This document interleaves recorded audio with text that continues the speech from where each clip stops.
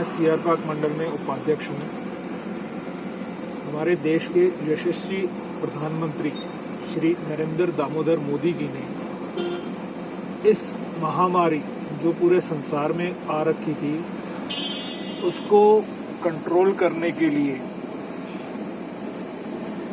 24 मार्च 2020 को जो जनता कर्फ्यू लगाया था और उसके बाद पूरे देश के अंदर लॉकडाउन का जो आह्वान किया था, उससे हम लोग शुरू में तो बहुत दुखी हुए कि एकदम से लॉकडाउन को होकर घर में बैठ जाएं, परंतु उनकी सोच को हम सलाम करते हैं कि उस समय हम लोगों के पास उसके अलावा कोई चारा नहीं था, क्योंकि कोरोना जैसी बीमारी के बारे में ना तो देश में किसी आदमी को कोई पता था कि इसका इम्पैक्ट कैसे पड़ेगा, क्या पड़ेगा और क्या करना पड़ेगा। परंतु हमारे प्रधानमंत्री जी ने जो आह्वान किया कि आप सब अपने घर में रहें, सेफ रहें, सुरक्षित रहें, लगभग 2 महीने का उन्होंने लॉकडाउन किया था। उस बीच हमारी सरकार ने तैयारी कर ली थी, बहुत अच्छी तैयारी करी। जो हमारे साथ साधन नहीं थे उन साधनों को उन्होंने अवेल किया, बनाया। जैसे कि शुरू में हमारे यहाँ पर कहा जा रहा था कि हमारे पास वेंटिलेटर्स नहीं है, हमारे पास टेस्टिंग किट नहीं है, हमारे पास मास्क बनाने की वो नहीं है, पीपी किट बनाने का वो साधन नहीं थे। जितने पीरियड हम लोग लॉकडाउन में रहे उस पीरियड के अंदर सरकार ने अपनी निज सहयोग से अपने साथियों के साथ मिलकर इस चीज़ के अंदर सहयोग मिलाकर तैयारी शुरू करी। तैयारी करने के बाद उन्होंने फिर धीरे धीरे करके लॉकडाउन खोलना शुरू किया। स्टेप बाय स्टेप वो खोलते गए, क्योंकि अगर लॉकडाउन टोटल लॉकडाउन रहता तो आर्थिक समस्याएं बहुत आ जाती।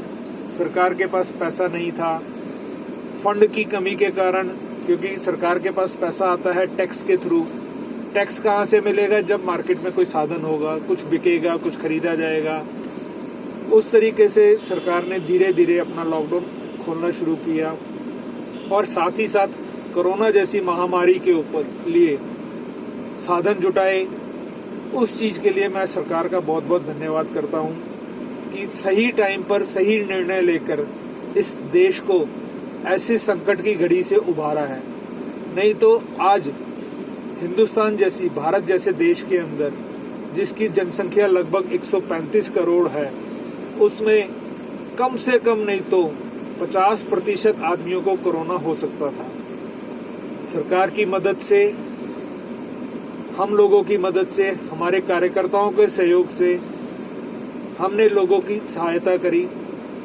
बहुत से लेबर जो बगैर खाने के बैठे हुए थे उन लोगों तक हमने खाना पहुंचाया। यहाँ से जिसको कहते हैं कि प्रवासी मजदूर, मैं उसको प्रवासी मजदूर नहीं कहूँगा, मैं उसको कहूँगा कि जी वो हमारे मजदूर भाई, कोई बिहार से आया है, कोई यूपी से आया है। अपने देश में किसी को प्रवासी कहना बहुत गलत बात है। उन मजदूरों को उनके गंतव्य स्थान तक पहुंचाने की भी मदद की, उनको खाने का भी साधन दिया, उनको वहाँ घर पर रह के दवाइयों का भी साधन दिया। कोई बीमार हो जाता है तो उसके डॉक्टर की मदद भी करवाई। ये सारा सहयोग हमारे मंडल के अंदर सबने मिलजुल कर किया, जिससे लोगों को बहुत सहायता मिली। और अभी हाल ही में हमारे दिल्ली के मुख्यमंत्री श्री अरविंद केजरीवाल, जो कि अपने को कहते हैं कि हम दिल्ली को पेरिस जैसा बना देंगे, इस महामारी के टाइम पर वो सिर्फ टीवी पर आते थे, विज्ञापन देते थे और गायब हो जाते थे।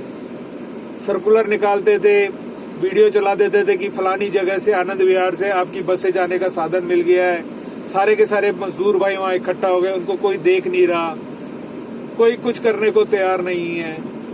ना हमारे पास टेस्टिंग किट थी, ना टेस्ट हो रहे थे, ना ये पता चल पा रहा था कि हमारे वहाँ पे आइसोलेशन वार्ड कहाँ पर है, कितने बेड है। किसी को कोरोना हो जाए तो उसको हॉस्पिटल के धक्के खाने पड़ते थे। लेकिन हमारे आदरणीय गृह मंत्री श्री अमित शाह ने जब से ये कमान संभाली है तब से दिल्ली को काफी कंट्रोल कर लिया गया है। जहां पहले 10-10, 11-11 हजार आदमी रोज के कोरोना से होते थे, आज की तारीख में वो 1000 के आसपास आ गए हैं। इस चीज के लिए मैं आदरणीय गृह मंत्री जी का और हमारे आदरणीय प्रधानमंत्री जी का बहुत बहुत धन्यवाद करता हूं। जय हिंद, जय भारत, वंदे मातरम।